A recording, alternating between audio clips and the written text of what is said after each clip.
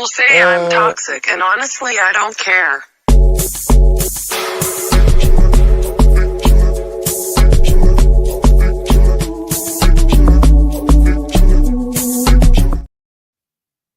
Hello, good morning, good afternoon, good evening. We are live. I am here with Mr. MBE, Mr. I don't know, thirst trap with his vest on, but he's, I don't know what it is. Johnny I've been Nelson, training. but you know what, Johnny? I just walked in from the gym. I've been working out. You know what I mean? That's all right. Buy it. Fair play to you. And I'm going training after I've done. Look at that beautiful smile. You had the turkey teeth done as well. No, I've not had the turkey teeth done. These are my teeth, man. Okay. Oh, well, I don't know. They look beautiful. Maybe I need to get to the dentist and get mine sorted out. I'm going to get all gold. Can I just say to you? Oh God! Can I just say to you?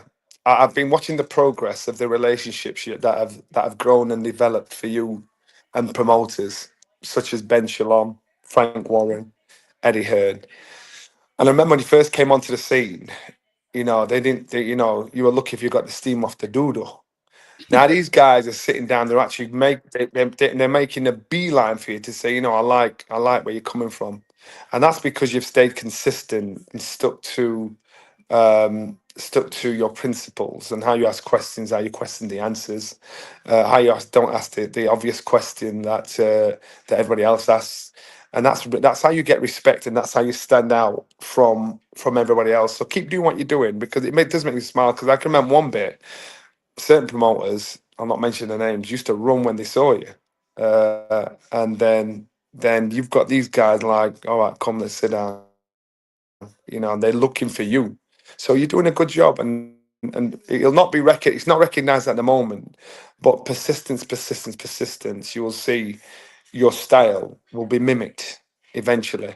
At the moment, it's mocked. At the moment, other YouTubers, whatever, will watch it.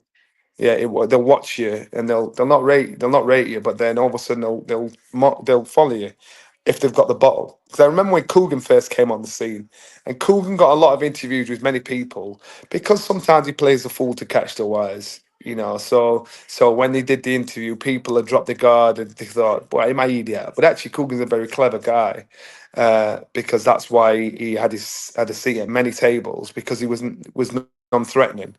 And so it was something different. You're completely different than Coogan. So again, because you're different, your time will tell where they'll think, you know what, I like it. Thank you. I appreciate that, Johnny. And like I said, you know, you're one of the people that have support me loudly. So I don't forget that either. So yeah, I appreciate it. But, you know, we can say how fantastic each other are. But Johnny, there's so much going on in boxing. So if you've just joined us, it's Johnny Nelson, MBE of Skysports, pundit, former fighter, former world champion, the big man himself. And I'd say one of the real ones in the industry. But we're here to talk boxing. I need to play this clip, Johnny, because I need to get your opinion on it. So we're gonna go straight in the deep end. Why do you keep looking at your team? Because I'm talking. Hey, talk to me. They already know about you. Okay, fellas, let's say our final points. Jamie, I'm gonna whip your arse, you know. I'm telling you, Jamie, I'm gonna hurt you, you know. I'm telling you, you know. I'm gonna hurt you, Jamie. Trust me. Telling me I'm scared. What are you talking about, bro?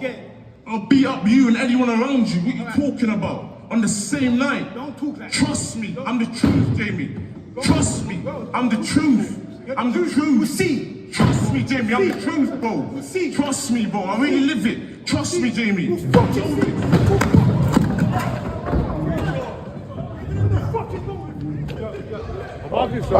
Yeah, but God.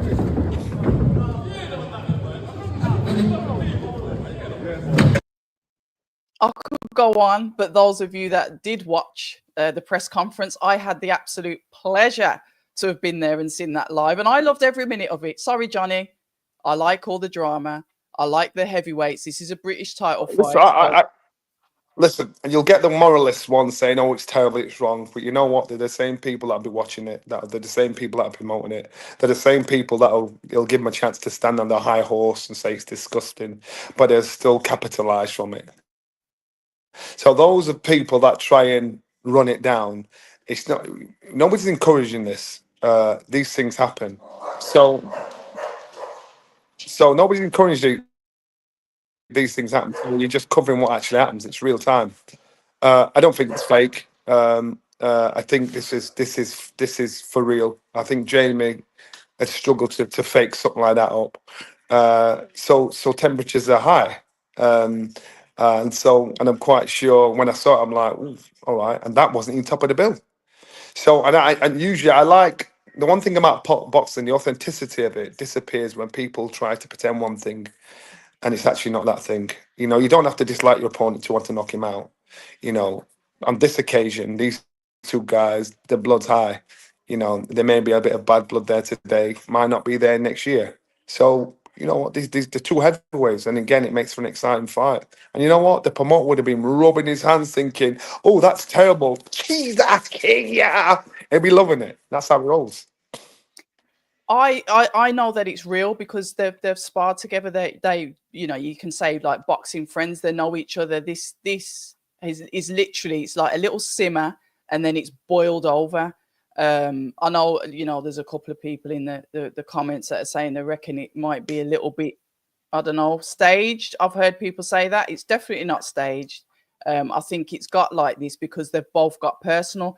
I believe afterwards, I think I got a phone call this morning saying, "Oh, I think David Adelaide showed receipts or read out receipts of, personal messages, like what Jamie Takivi was trying to say that Adelaide was doing, and he's counteracted it by saying, no, I've got this receipt, and this was the actual conversation." So I think it's just boiled over. The pot's boiled over, and the stove is an absolute mess at the moment. I thought that those guys probably would have shook hands and said, "Yep," after the fight. I don't know if it can go back, Johnny. What are your thoughts on it? I think it'll go back, but not straight away because they're young, they're hot-headed, and in situations like this, you're going to say and do things that you mean at the time, but with time and maturity, you then think, well, you know what, maybe it was a little step too far. I remember doing the things I did to Carl Thompson, and I kind of felt away once I'd done boxing, and I got nothing against him or anything to do with him, but at the time, I had to say stuff to get under his skin, and I didn't. It was kind of cruel, but I knew I could press certain buttons, and I was happy to stay in that place, that lane until I was out of the game. And it might be the same with these two here, because they're familiar with each other. It probably hurts more of the disrespect. Thinking, hold on a minute, you know me, and this is what you're saying. What are you talking to me out for? And so that's actually worse than two strangers falling out. Because if they know each other, that's what makes it. That's why the beef will last a little longer. How do you think the fight goes? Because obviously Jamie Takivi is a boxer fighter. He's Sky Sports, isn't he? And David Adelaide being a queen. Yeah. Because you're honest, Johnny. The thing is with you, you don't care who's on what side. You'll tell the truth. That's right. And remember, Jamie. We saw Jamie get turned over, and when Jamie got turned over, I think it's made him humble to think, you know what, you got to crawl before you can run, and maybe he thought it was something he wasn't, but then he learned a harsh lesson, and I believe that will make him motivate him so much, and if he's got the talent there, it'll make him think, I've got to get my head in the right place here. I can't be thinking I've got your number.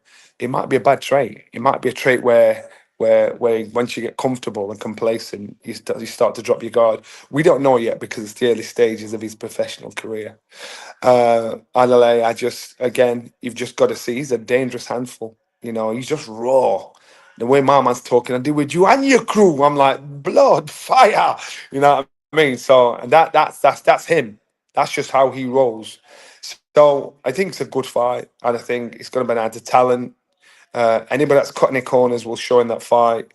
It's going to be down to talent and skill, and whoever's got the talent, the skill. Jamie should do it, but if he's cutting any corners, my man will take his head off. So there needs to be no room for complacency.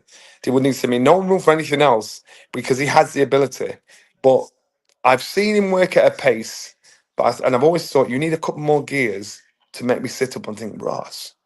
You know what I mean? That when I see look at Moses, I look at him and think, boy, I see my man jump up and down through gears, and you think, Ross, I've not seen that with Jamie yet, and I'm not saying he hasn't got it. I just ain't seen it yet. All right. So this is one of those occasions. Has he got it, or does he look like he's got it? I don't know. What about Adelaide? Would you say that you've seen him push through the gears? Because I know his last fight ended I've like seen in a him minute and a half, but before that, That's what I'm saying. That's what I'm saying, and I've seen it, and that's what I'm saying. He's got a rawness about him, where if you are not on your top game, he's taking you out. yeah. You might. I tell you what. I know it sounds bad, and I'm not insulting because I rate Dylan massively, but at one point, Dylan was the guy that if you've got something special about you, you know, you'll beat him. But if you've got any He'll get corners, you. if you've he'll get you, and he'll make you pay for it. And that's what Adelaide reminds me of. Interesting. I like that. I like that comparison. That's a good one. Obviously, we know that Dillian White was supposed to be on the card fighting Joel Joyce. I had the pleasure of speaking to Joel Joyce. I did try and get Hergovic. He did agree to come on the channel, but then he had to get off. So it was interesting speaking to Joel. Yeah, shame about obviously Dillian not being there. But yeah, talk to us about that fight, Johnny. Hergovic, the basic, the one that's got the fundamentals, that basic, the 1-2, the speed, the double jab, the backhand. Yeah, but so the floor is this for both of them. For Hergovic, we've seen him switch off in fights, and the downfall, the final downfall was when he put Stanley Dubois. We've seen him, and it's a really odd trait when I see him do it. I'm like, why'd you do that, man? And Daniel took full advantage of that. And I think Gillet was robbed against him. But I've always seen it in his fights previously. So he's a handful. He's a good on top fighter. A good on top fighter. For Joe When you say that, Joyce, can you explain that a little bit, Johnny? Sorry to a interrupt. non-top fighter is a non-top fighter is somebody that's when things are going his way, when he's put it on you, he'll grow. He'll get better, and his confidence go up. But when it's on him, you know, he'll give a little back, and then it's on him more. He'll give a little back, and then so he doesn't perform as well when under pressure. If he's on top and he's putting the pressure on, he's a good on top fighter. But he doesn't perform well under pressure. He'll do it in spurts, but he's not able to be consistent in regards to keeping that consistent pressure on. So a good on top fighter is somebody when things are going my way, I will deal with it. But when they're not going my way, there's a question mark. For Joe Joyce, I think Joe, the problem is, you know, we've seen, you know, his best. You know, he's a complete horrible handful. He's a man mountain. I just don't know if he's past his best now. I don't know, and I'm saying this version of Joey still beats a lot of fighters, 80% of fighters in the world. But I don't know if he's on the from being at the top. I don't know if we've seen his crest, and it started to fall a little bit. And so I think this is one of those fights where it's a good crossroad for both fighters. It's a really good crossroad for both fighters, and it tells us a lot. It'll tell us a lot about the ambition of both fighters. Good fight. And you can never really write Joel Joyce off because he's very dangerous. We saw what happened in the Joseph Parker fight. Hergovic explained him slow as fog, and because of his age as well, being 39, and Hergovic quite complimentary of the fact that he is the younger fighter. Therefore, he'll have all of the positive attributes like the speed, the power to do what he needs to do against Joel Joyce. Does a 39-year-old compare with, I think, is Hergovic 32, 33? Depends on what stage of his career he's at. And even though he's slow, he's very strong. And that's been Joe's strengths, is what works for him in a fight. Unfortunately, his resilience, his push resistance, that is what we've seen fade away. And if he's not got that punch resistance and that resilience at 39, then it's not going to be in his favour because he's not fast, but he's very strong, got an amazing chin. He's what you see is what you get. but he's going to mean he's strong and he's got a good chin. Once his strength and his chin is gone, he ain't got nothing. So that's where the problem be, and that's where he's got to depend on his fitness, his pace, his boxing ability, and the boxing ability we've just seen he's just slower, even though you can see the shots coming. So it's just a case of he needs all of those three things to keep winning, keep staying top. Okay, let me just go into the chat and say good morning. Toby Bartlett, good morning. Abs and Johnny. Georgia Cook from Boxing Now says my favorite duo. You Love Boxing said morning to both. Jazzy Jab says, what a way to the beach, Johnny lad. What a way to the beach. Okay. Johnny's got great teeth. That's from Toby Bartlett. Big up, Johnny. Recently read your book, Rude Boy. So, yeah. Raymond House says he's read your book. If he's good morning, he's mentioned about Adelaide with the trust issues. Sorry, go on. You know what? I actually didn't realise this was live. I thought we were recording it. That's a good thing. But I said we're going to go live. Why are you looking at me like that? Because I'd said, yeah, well, I thought you were going live, not live to everybody. Are you okay with that? Yeah, now but it's I've we're live. you something. I'm okay with that. This is what we do. It's live radio, baby. I didn't. Okay, then. I didn't do my hair or nothing. I'll behave. If he goes on to say it felt a bit too copycat from Jamie, like we all know that was Chisora coded. Johnny's disappeared. I don't know where he's gone, but I'll read the chats while he's disappeared. Yep, David shows receipts on the stomping ground. So shout out to Oscar Bevis for that, where David shows the conversations that he's had, which I'm not a fan of. If you've had private conversations on DMs, don't talk about it. And I guess Jamie started that at the press conference, and then obviously David's backed it up with obviously his version. So yeah, I guess it got messy there. Big up Red and Johnny Bearchest Nelson. Good morning. And we've got a question from Toby. Does Johnny think Hergovic will be better now he's left Ronnie Shields for Abel Sanchez? No, I don't. I think Hergovic has always had that trait about him that I found odd, where he switches off in between fights. That ain't about no trainer. That's about your makeup. And even though he's won in the past, I've still seen him do it in the past. Hergovic is a good fighter, but it's like having a cake. The cake can look sweet, but if there's one ingredient missing, it don't taste too tough. And I think that's always been Hergovic. Has always been in touching distance, on the edge, but there's just been something missing, and that something that missing has been exposed against Daniel. He got exposed against Zhilei Zhang, but he got lucky. And that's something that he's got to fix. It's fixable. He's still young enough as a heavyweight to fix it, but I don't know if it's about the mind, about how the head's set up. You know why I appreciate you saying that about him switching off, because this is why it's important to speak to people like yourself, because you will see tenfold to what I'll see, Johnny. I never noticed at any point that he switches off. So picking up on that now it's going to make me overlook his fights, look over them again and actually see that. But that's a point that I don't even think anybody's made about Hergovic. Yeah. So he's got to stay switched on, especially with the heavy puncher. Yeah, he does. And when I say about switching off, let's go to when he boxed Dubois, and he got hit, and then it's like he walked away, like got hit, and just like I'll tell you what. You remember when Wilder boxed Zhilei Zhang before he got knocked out? He got hit, and like he turned to the referee and said he shouldn't them. He spun round, then looked at referees like he's not allowed to do that. Then boom, Zhilei Zhang, he switched off. You understand? When you're in the ring, you've got to stay focused on your man there. That's your job. Hergovic and Hergovic does that. He switches off. He'll get hit, and they'll go for a walk. He'll be like, "Yo, where am I going?"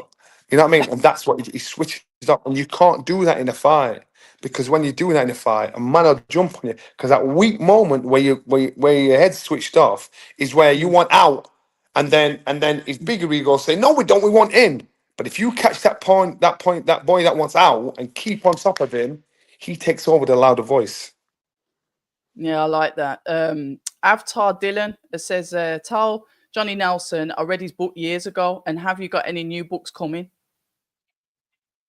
We're going to do an update on the book and add a little bit more, but I don't. I don't. You give it time. At the moment, I'm in the process of trying to open a couple of children's homes here in Yorkshire and hopefully make it on a bigger scale. I think that's something more positive to talk about, because I think if I talk about doing a book now, it's just going to be about loss and stuff. I don't want to do that. So we'll talk about something good when it comes down. Johnny, what can I ask? I know you mentioned it. We spoke obviously offline about the children's home. Can I ask, why is that something that's so close to your heart? Yeah. Yeah. Why is it? Because I think Brendan did it with us. No, I don't think. I know he did it with us. I look at the how the gym would function, and nobody else could master such a circus. And I'm not a Brendan, but if I can give something back like Brendan did, it makes a difference and it makes a difference to one person, then that's a good thing. And I think the mindset, how we intend on having this thing work for the youngsters. You know, you need people that understand young people. My daughter's a social worker, and she took me to a prize giving day of these young kids that didn't have family, didn't have parents, and they're in foster care and homes and stuff like that. And it was in like a hotel. They booked like a home, and it was packed out. I said, India. I said, all these kids haven't got parents. She said, Dad, this is the tip of the iceberg. It's the tip of the iceberg. And it's a big problem in Sheffield, in Yorkshire, where there's not places for these young kids to be in proper places. I don't mean these places where companies will take the money and then they don't care what happens to the kids. Then I mean proper places. I'm going to call it Cynthia's care. Cynthia care. My mum. Our house was open to everybody, so my mum was called Cynthia. Oh, I like that. My sister, my sister, my nephew, they work in that system, and they've left places. They said, you know what? Even though we might be getting paid, that's not right. These places aren't right. They're not doing it right. So I said, well, let's make it a family affair. Let's do this ourselves, because we understand what we want. You want to look in my house. You look at a picture of my family. There's all shapes and sizes. But my mum, no matter what, our house was always open, and that's one thing you always know. So I'm just trying to create that on a bigger scale to try and help kids, education wise, just life wise, to get on. Brendan always said, schools teach you to remember. I want to teach you to think. And that's what I want these kids to do. I want to teach them to think so they can live life. Because if you think about school, the only thing I remember school giving just me, so some people benefited massively from school, is to learn and read and write and do maths. And my reading and writing was terrible by the time I left school. But I can't remember where geography's coming. I can't remember where sewing's Science. coming, cooking's coming, science coming into my life, unless I'm going to be some top genius in a certain field. So, and unfortunately, they are the majority, and so these kids, it's giving them an opportunity to have a shot at life, have a chance. So that's why I want to start the children's home. So listen, I know too many rich people not asking. I go to many charity events, and they're raising money for these events for whatever charities. They're raising money for whatever charities, and when they're raising money for whatever charities, listen, I know for a fact when it's for charity, if you put £10 in, the charity is getting 6 or 5. This ain't a charity. I'm telling you what I'm doing and why I'm doing it and what I want. I don't want people to hitch up a business. I want people to help us get started. Leave the rest to me. Have you put And it on your so, socials, I'm Johnny? just opening up and saying, Have you put it up on your socials how people can donate? yeah, at the moment I'm working and talking to people. Not yet. But at the moment I'm talking to friends I know, people I know. If we can't raise it that, if I can't raise it that way, with the amount of rich people I know, then there's something wrong. So let's just do it that way first. It's a lot to take on, because you'll be obviously taking on children that are vulnerable for one reason or another. You like you said, you become like you are like a legal guardian, as it were. Some, you may have time limits of when the children can obviously leave the premises and come back, and some of them may go rogue. You're gonna have a lot of stress and worry. It's And like you said, that's what I'm saying. And what it's what a I'm saying. hard job. Yeah, I understand that. I understand it, but this is. I'm overseeing something when what happens is in a lot of business. It's about Mm. delegation, getting the right people in the job, making sure they're doing the job correctly. People That's that my care job, as well, not. because there's no way there's no way I can be in 15 homes at the same time. Mm, So it's putting the right people in position. yeah. Yeah, fair enough. Hold on a second. Let me just go back to the chat. Um, Danny J says, "What a great thing to do, Johnny. Kudos to you, mate." Fight Fan Live. Danny says, "Love this." Toby says, "What a great idea and thing to do. Massive respect to Johnny and his family, and I hope it all works out." Eves is going to touch on something here. Frank Warren got asked Bellew versus Nelson in their prime and couldn't answer. Eves has said that he's got you, but stinking the gaff out. It makes me laugh I because love live. I I love saw that. live. So actually, somebody sent it me, and I I saw haven't it, seen it. and yeah, and I saw it because we were talking about Matchroom and Queensbridge comparing past and present fighters, and so when I saw it, I thought, all right then, and then I smiled because I like Eddie, I respect Frank, and these guys were asking a question about comparing the fighters, and I find it odd that they always struggle to give credit where credit's due with me. And maybe they know they can say certain things because, I mean, he's a going guy and I'll give shit back. If they give me shit, I'll give it them back. And so they can with that. But in reality, Frank, when he says he was boring and yeah, I signed him, Frank forgets, I'm the longest reigning cruiserweight champion in the world. It's in the Guinness Book of Records. And I did it under Wow. his watch. So I couldn't have been that bad. I couldn't have been that bad. In regards to Eddie spoke about the Carlos de Leon fight.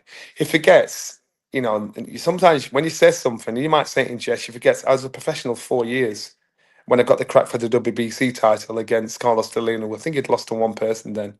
Coming from an amateur career of having 13 amateur fights and only winning 3. Then turning professional, and 4 years after turning professional, I boxed for the WBC title. And I get a draw, even though the fight stunk. I was a naive boy in a man's body. And I've had time to look back and think, well, actually, I've done well. I've done well because I've come from adversity and loss and criticism and this stupid, passive uh, disrespect, and come on to do what I've done. So I think I've done really well. So it does make me smile because I think you boys can't give credit where credit is due. So it does make me smile because it'd be like me if I was asked about, and they were only asked their opinion, and so therefore their opinions are like anybody else. Apart from they're promoters, they're not boxers, not fighters. So they don't understand how hard it is for a fighter to come through, especially from humble beginnings. But it'd be like me commenting on what I thought of them as promoters. It'd be unfair of me to have given opinion because I don't know how their business works. I could say, Have promoters, an because promoters have opinion. bad reputations. Have an Yeah. opinion. The promoters have bad yes, but historically, promoters have bad reputations. So if I spoke like them foolish people in the street, I say, well, promoters are con men. They rip fighters off, you know. But that's a stupid thing to say, because it's a naive, stupid opinion. So if I threw it out there, instead of giving credit to Frank, instead of giving credit to Eddie, I could talk like a fool and say, well, promoters, they skim fighters, this, that, and the other. And I'm not saying it, but what I'm saying is, if I had that attitude and didn't do my homework and stayed in my line and say, you know what, I can just give you my opinion from my point of view, what I see. So I'm smart with how I answer certain things. I know where the body are buried. You know what I mean? So I do smile. When I saw it, I thought, all right, fair enough. These things don't mean nothing to me, because my success says it all. My achievements say it all. The Guinness Book of Records says it all. My reign of as being a champion says it all. So they just gave their opinion. They gave their opinion of some from a place of naivety, because they spoke as promoters, not as fighters. Now, if they were fighters are saying this, then we'd have a different conversation. But these guys are promoters. Their job is to promote. And of course, they'll have an agenda when they're saying X, Y, Z about somebody. And even though Frank was my promoter at the time, I think, come on, man, give me some credit, Dredd. And he did. He did. He said, you know what, on his day, he's hard to beat. And he did.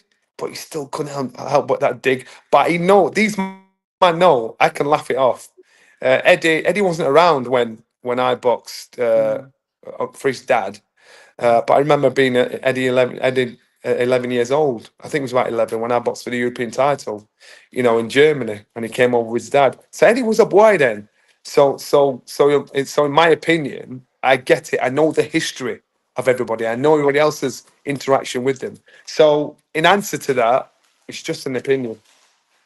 No, I like it. I like it. I'm going to touch on a couple of questions about that because it's provoked a bit of conversation in the chat, and then I'm going to play you another clip that I want your opinion on again.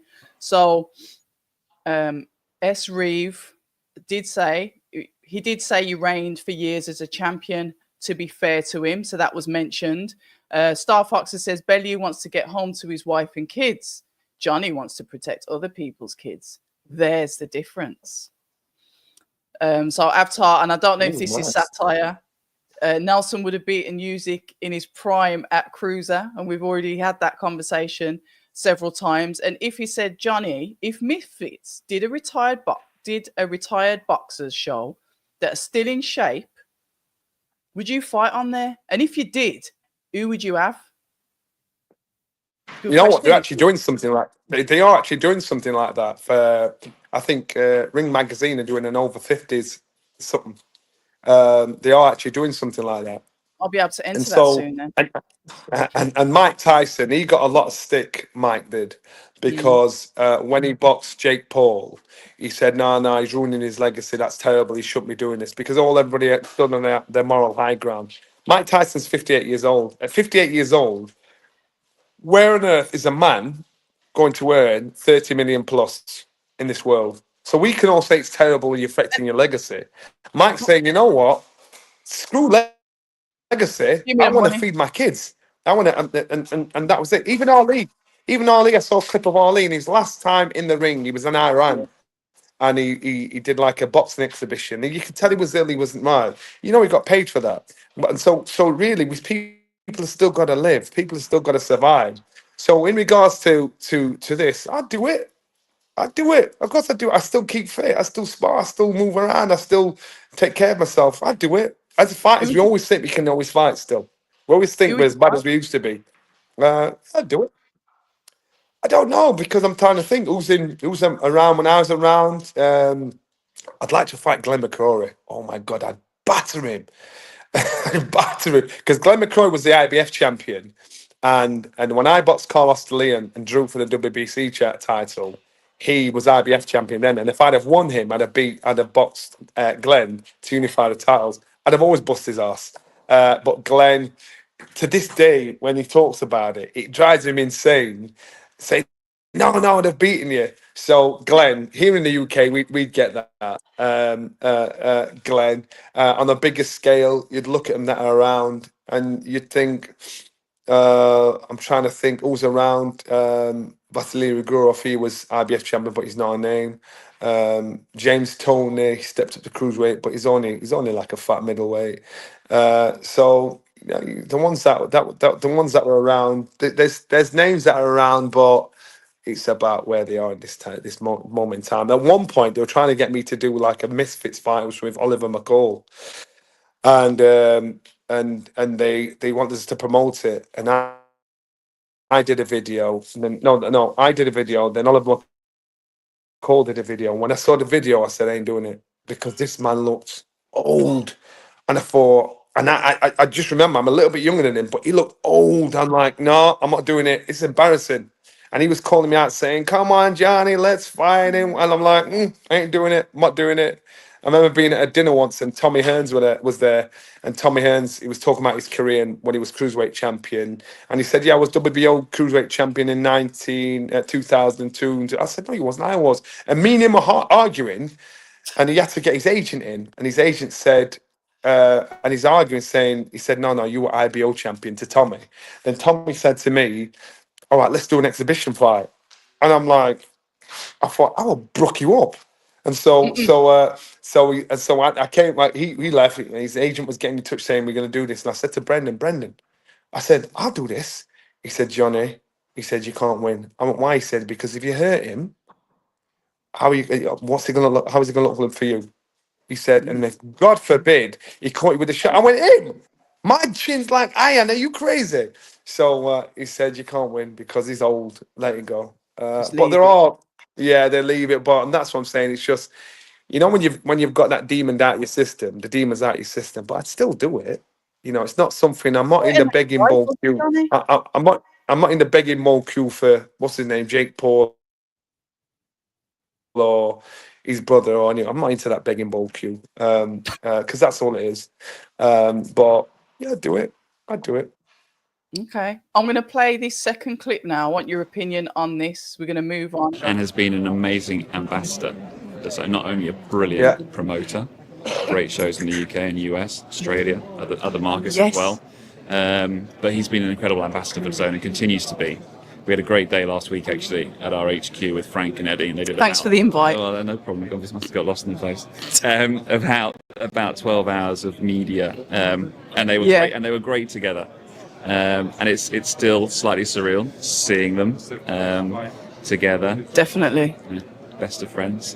But long may it continue, because those two working together will ensure the best fights happen. Can I ask about scheduling? I did speak to Alfie about it before, obviously now. Yeah. But hold on, it's not that bit. Both Matchroom and Queensbury have got a stacked schedule. Mm-hmm. How are you going? That's about scheduling. A Friday show, a Saturday show, a Sunday show. Are you gonna run them? Hold on, scheduling. How is the Zone going to deal with that? Look, I think Saturday nights are the traditional home for boxing. We do over 185 shows this year, so we're not just Saturday nights. We do Friday, we do Saturday, we do Sunday, sometimes Thursday, sometimes Wednesday. But we will ensure that there will not be a Matchroom and Queensbury clash on a Saturday night, that's for sure. So whether it means Queensbury sometimes on a Friday or Matchroom on a Friday, Queensbury on a Saturday, that could be the way. But ideally, they will just stick to Saturday nights, and we work very, very closely with both promoters to ensure we're working on a cohesive schedule that works for both sides. What about a potential marathon? Because sometimes us boxing fans, I'm a fanatic. Hold on, I'm trying to find this bit. Shows that go in. Sometimes. I'll take your word for it. But it's an idea, and it's going to happen, because even though they would. I'm trying to it's not just about the Zone. They've got to sell tickets and other things that go along with their revenue streams. But they are very competitive still. So it'll be interesting to see. We haven't announced anything yet, I don't think, for June and onwards, but we have got some incredible shows coming up. So stay tuned. Looking forward to it. Announcements very soon. Final thing I will ask, and obviously it's like a little bit of a bugbear for all of us, nothing is getting cheaper. Mm-hmm. I'm trying to find the bit for the consumer, albeit, you know what? I'm trying to find the bit I mentioned about Skysports and Boxer. It's all right. I thought I clicked it that bit, so yeah, I've just showed you the wrong bit of the conversation. He didn't have. When I asked him, so is potentially, you're going to take Boxer on, and he had a bit of a wry smile, and I said, "You've not got a very good poker face, have you?" Johnny, what is happening as well? Because obviously there's up in the air. Is Boxer stay with Sky Sports? Do you know anything about it? And I get it, you probably won't even be able to tell us, even if you did. But I've got to ask the question, because there's a bit of rumbling under the surface of what's happening with Sky Sports and Boxer. Well, I hear all the rumours too, and that's all I'm not big enough to sit around a big table upstairs. So if I'm honest with you, I've absolutely no idea. I hear the same things you hear. I come to the same assumptions you come to. One thing I do know is Sky is and always will be the biggest platform out there. And as long as they have the appetite to put boxing on and put the shows on, They can do it for as long as they want. And remember, boxing is 2% of Sky's income. 2%. That means they Yeah. could drop it tomorrow and it wouldn't mean Jack Diddley. It's a big deal to us because we're boxing our life. But in reality, this is how big Sky is. So as long Yeah. as Sky have the appetite and to want it, then it's their playground, or they want to play a bit part. In regards to boxer, I really don't know. I really don't know. As I said, I hear the same things you guys hear, and I'm not round the big table. So as far as I'm concerned, Sky are just doing what they've normally done. I've been working for Sky almost 20 years, and it was 20 years Yeah. before I was on. We've been going 20 years before then. They've seen them all come and go. Sestanta, Box Nation, they've all been and gone. Said we're going to do X, Y, Z. We're going to create a boxing channel. The reason why I think, apart from great creative people behind the scenes, the reason why Sky works is because they have the ability to have that crossover appeal. Football, tennis, all the other sports, and so Formula One. people, they can filter into those people, say we've got a show on here and watch this Formula One, and so all these other sports, and this is something they built over the years. And so if anybody wants to do that, it doesn't stop anybody from doing that, but you've got to put the time in. This doesn't happen overnight. You're talking a 15, 20 year lifespan before you actually can be in that point to say, yeah, we're going to do this to Sky. Sky's appetite is their appetite for as long as they want it, as long as they and so far as I know, nothing's changed.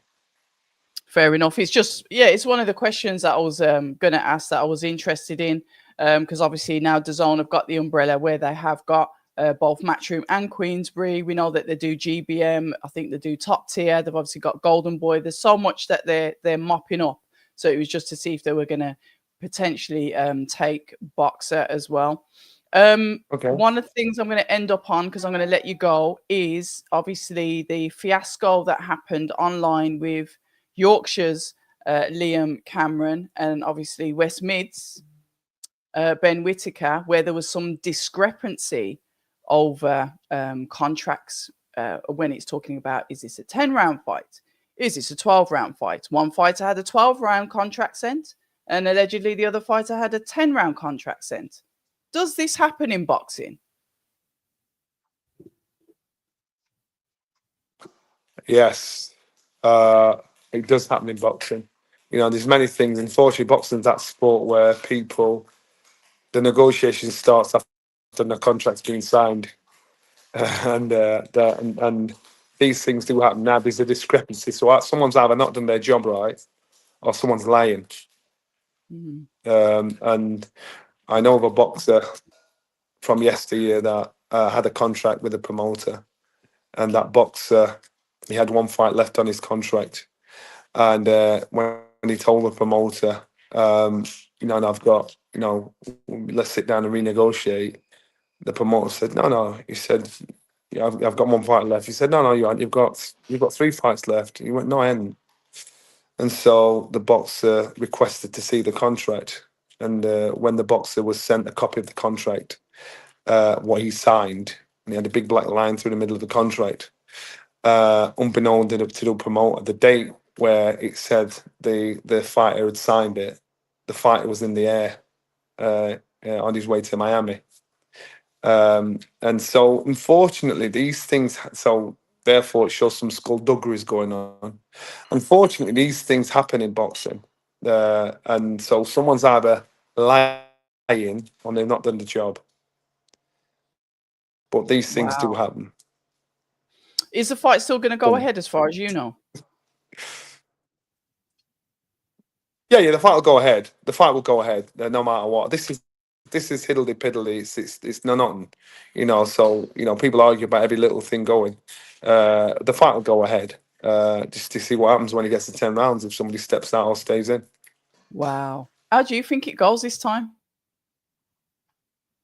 I think Ben Whittaker needs to understand his magic is in an orthodox style, that razzle dazzle. That's what his magic is. If he decides to try and box like everybody else, then you're only going to get results like everybody else. Ben's got magic about him. Ben is fast, he's sharp, he's unorthodox. That's why people have struggled. That's why he's been so successful. In his first fight against Liam, he tried to fight Liam like Liam.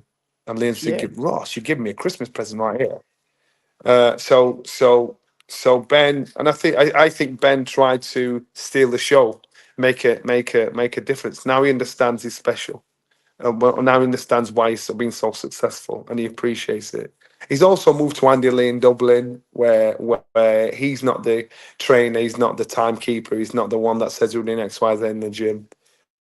So he's just got to make sure he keeps that unorthodox style, persistent style that he's got.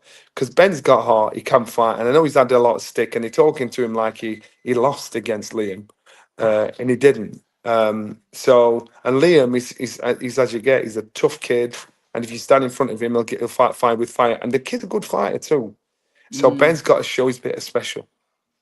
Yeah, we love it. Listen, Johnny, thank you so much for your time. I've gone over 15 minutes more than I should have done, but I appreciate you problem. As always. That's all right. We're good. I take it I'll see you in the next couple of weeks because we've got that fight, and obviously we've got Conor Ben, Chris Eubank as well. So. We'll be crossing paths a lot in the next couple of weeks. But Johnny, thanks for being you. Well, let's talk. Let's talk before then. Let's talk before then. Yeah, we'll talk before then as well. Anyway, in the build. I'm here. Oh my God! I turned up. I was early today. You was early today, and I'll give you credit for that, Johnny. But you know what you like. You were fixing your picky hair. I was early today. I haven't heard that since my mum was alive. Rick Momsey, man. Rick Momsey. Yeah. But yeah, Johnny, right, take it easy. Take care. Yeah, au revoir. Thank you to all the listeners as well. So yeah. Au revoir, Johns. Thank you guys for all tuning in, for all listening. It was an impromptu one. To be fair, I did know about it a while back, but I know that Johnny's got a habit of not turning up. So I didn't announce it as I should have done, but thank you all for listening. Thank you for putting in the questions, etc. Obviously, this is available on playback. So if you're watching this and it's not, what time is it now? And it's not 19 minutes past 11 on Friday, April the 4th, then you're watching it on playback. But thank you to all of you. Saturday night, we are in Manchester. So hopefully I'll get some more content because my content's been a bit dry this week. So I'm hopefully going to get some post-fight content from Heavy Impact card. A little birdie told me that Dillian White might be there. So hopefully I'll catch up with him as well. I'm not sure what's happening next week because I know the Misfits is on. But I'll keep you guys in the loop. Just keep an eye on the socials, probably IG and X. And if anything pertinent, I'll put up on YouTube. But for now, ladies and gentlemen, you know what it is. We're going to say good afternoon, good night, good evening. Thanks for listening. And obviously, stay ready. People say I'm toxic, and honestly, I don't care.